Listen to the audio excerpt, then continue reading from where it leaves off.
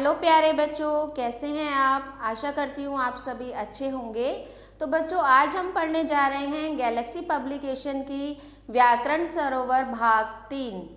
तो आइए बच्चों, अब हम पढ़ते हैं पार्ट 2, जिसका नाम है वर्ण यानी कि लेटर्स।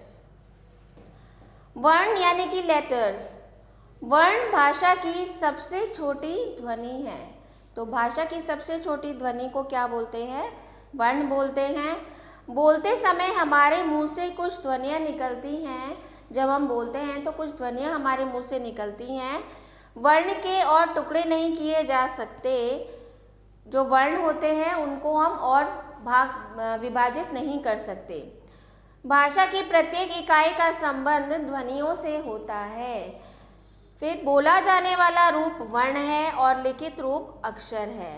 तो जो बोले जाने वाला रूप है वो हमारा वर्ण कहलाता है और जो हम उसको लिख के प्रकट करते हैं वो हमारा अक्षर कहलाता है। तो जैसे कि आप यहाँ पर एक चित्र देख पा रहे होंगे, यहाँ पर आप चित्र देख सकते हैं। यहाँ पर फ प्लस अ, ल प्लस अ, तो क्या बन गया हमारा फल। इसी तरह से न प्लस अ, ल प्लस अ, ये क्या बन गया हमारा नल। तो अब आगे पढ़ते हैं बच्चों वर्णमाला यानी कि अल्फाबेट। चित्रों के नीचे दिए गए नामों की ध्वनियों को अलग अलग किया गया है। ये वर्ण हैं। वर्णों का व्यवस्थित समूह वर्णमाला कहलाता है।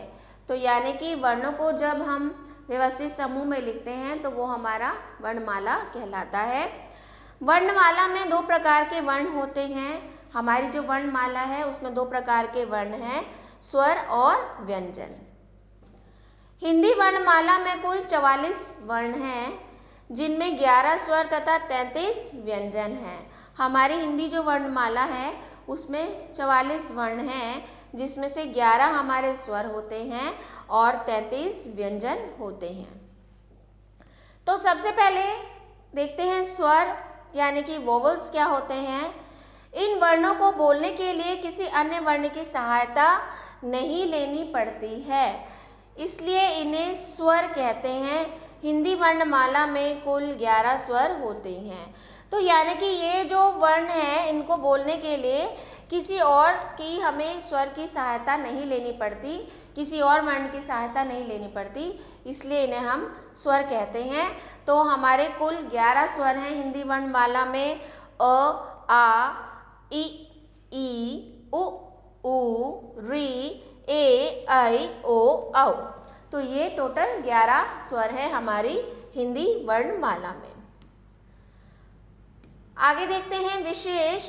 कुछ लोग अंग और अह को भी स्वरों में गिनते हैं, परंतु ये स्वर नहीं है, इन्हें अयोगवाह कहते हैं। तो अंग और अह जो है हमारा, ये स्वर नहीं कहलाएंगे, ये हमारे अयोगवाह कहलाते हैं।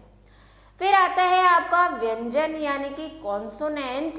कॉन्सोनेंट क्या होता है? इन वर्णों को बोलने के लिए अन्य स्वर की सहायता लेनी पड़ती है। यानी कि इन वर्णों को बोलने के लिए हमें अन्य स्वरों की सहायता लेनी पड़ती है, इसलिए इन्हें व्यंजन कहते हैं। हिंदी वर्णमाला में कुल 33 व्यंजन हैं।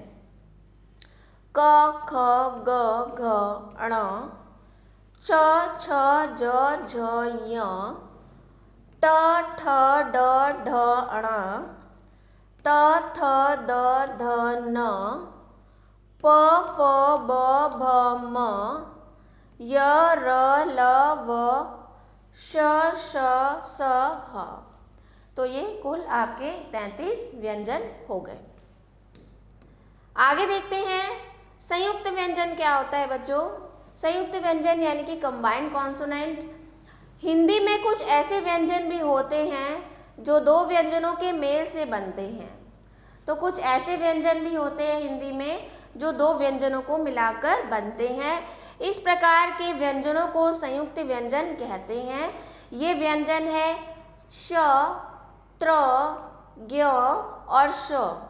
तो ये जो व्यंजन है किस प्रकार बनाए जाते हैं? अब जो श से क्षत्रिय है आपका, वो क और श से षटकोण को मिलाकर बना है। तो इनसे बनने वाले शब्द हो गए जैसे कक्षा हो गया, शिक्षक हो गया। उसी तरह से त्र जो है आपका वो त और र का मेल है, त और र को मिलके त्र बनता है और इससे बनने वाले शब्द हो गए छात्र, पत्र, मित्र। इसके अलावा ज और य को मिलके हमारा ज्ञ शब्द बनता है, ज्ञ वर्ण बनता है, तो इनसे बनने वाले शब्द हो गए यज्ञ, आज्ञा, विज्ञान। इस तरह से आप देख सकते हैं। नेक्स्ट आता है आपका अनुस्वार। अनुस्वार क्या होता है बच्चों? स्वर के ऊपर लगने वाले बिंदु को अनुस्वार कहते हैं, जैसे पंख, शंख, रंजन आदि। तो यहाँ पर आप देख सकते हैं, यहाँ पर ये जो बिंदी लगी है स्वरों के ऊपर, ये हमारे अनुस्वार कहलाते हैं।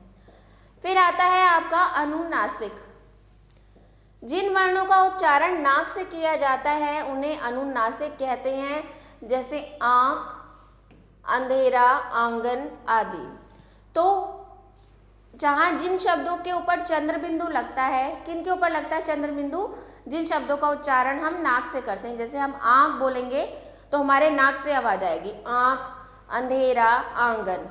तो इनमें हम क्या लगाते हैं? चंद्र बिंदु लगाते हैं, जिसे हम अनुनासिक भी कहते हैं। उसके बाद आता है आपका विसर्ग। विसर्ग क्या होता है? स्वर के बाद लगने वाले दो बिंदुओं को विसर्ग कहते हैं। अब आप जो ये दो बिंदु लगाते हैं स्वरों के बाद, ये क्या कहलाते हैं? हमारे विसर्ग कहलाते हैं, जैसे प्रातः, अतः, दुख आदि।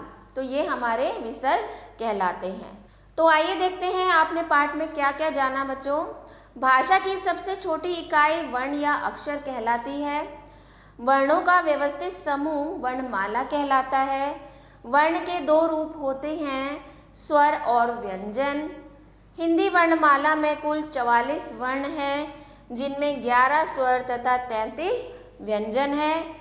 एक से अधिक व्यंजनों से मिलकर बने हुए वर्णों को संयुक्त व्यंजन कहते हैं। ये आपने इस पाठ में सीखा। तो आइए कुछ अभ्यास कार्य कर लेते हैं। मौखिक उत्तर दीजिए। ग प्लस आ, ग, अ, र, अ। तो इसको मिलाकर कौन सा वर्ण बनेगा? गागर। अब बोला जा रहा है कुसुम शब्द में कितनी ध्वनियां हैं? तो कुसुम शब्द में उ की ध्वनि है और म और अ की, म में अ की ध्वनि है, तो इसमें उ और अ की ध्वनियां हैं। तो पहला अभ्यास कार्य है, सही विकल्प पर सही का निशान लगाइए। तो पहला प्रश्न है, भाषा की सबसे छोटी इकाई को वर्ण कहते हैं। क्या कहते हैं बच्चों? वर्ण कहते हैं। फिर है, वर्णमाला में वर्णों की संख्या कितनी होती है? तो वर्णमाला में वर्णों की संख्या 44 होती है। अगला है, ड और ड़ हैं, तो ड और र आपके क्या हैं? अनुस्वार भी नहीं है, अनुनासिक भी नहीं है, तो ये हमारे क्या है? अतिरिक्त व्यंजन है। ग है, वर्णों के क्रमबद्ध समूह को क्या कहते हैं बच्चों? वर्णों के क्रमबद्ध समूह को वर्णमाला कहते हैं। वर्णमाला में स्वरों की संख्या कितनी होती है? अभी हमने पढ़ा था पाठ में, वर्णमाला में स्वरों की संख्या 11 होती है। तो इस तरह से आपको ये अभ्यास कार्य करना है। अगला है आपका उचित शब्द सुनकर रिक्त स्थानों की पूर्ति कीजिए। तो पहला है, वर्णों के व्यवस्थित समूह को क्या कहते हैं? वर्णमाला कहते हैं। अगला है, हिंदी वर्णमाला में कुल कितने स्वर होते हैं? 11 स्वर होते हैं। नेक्स्ट है, हिंदी वर्णमाला में कितने व्यंजन होते हैं? व्यंजन कितने होते हैं? 33 व्यंजन होते हैं। दो व्यंजनों के मेल से बने व्यंजनों को क्या कहते हैं बच्चों? संयुक्त व्यंजन कहते हैं। नेक्स्ट है, हिंदी वर्णमाला में स्वरों की कुल संख्या 11 है। हिंदी वर्णमाला में कुल 11 स्वर होते हैं और हिंदी वर्णमाला में स्वरों की कुल संख्या 11 है। ये 2 बार आ गया है। यहाँ पर वर्ण आना चाहिए या यहाँ पर वर्ण आना चाहिए। ठीक है बच्चों। नेक्स्ट है सही कथन पर सही और गलत पर गलत का निशान लगाइए। तो पहला है वर्ण भाषा की सबसे छोटी इकाई है, ध्वनि है। नहीं, ये गलत है, सबसे छोटी इकाई है। वर्णमाला में 11 व्यंजन होते हैं, 11 व्यंजन नहीं होते, 11 स्वर होते हैं, तो यह कथन भी गलत है। स्वर वे वर्ण होते हैं जो अन्य वर्ण की सहायता से बोले जाते हैं। जी नहीं, व्यंजन होते हैं, ये भी कथन गलत है।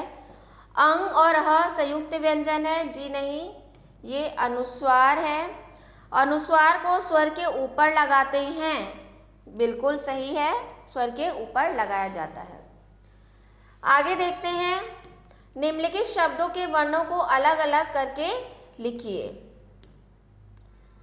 तो पहला आपको देख सकते हैं, यहाँ पर पहला आपको दिया है आम, तो यहाँ पर आपका हो जाएगा आ म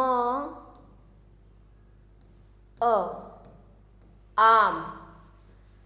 दूसरा है आपका बूढ़ा, तो बूढ़े का हो जाएगा ब ड़ आ, बूढ़ा। फिर किरण, किरण में हो जाएगा क प्लस ई प्लस र प्लस अ प्लस न प्लस अ। तो इस तरह से आप इनको पूरा कर सकते हैं।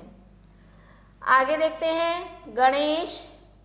गणेश को आप लिख सकते हैं ग प्लस अ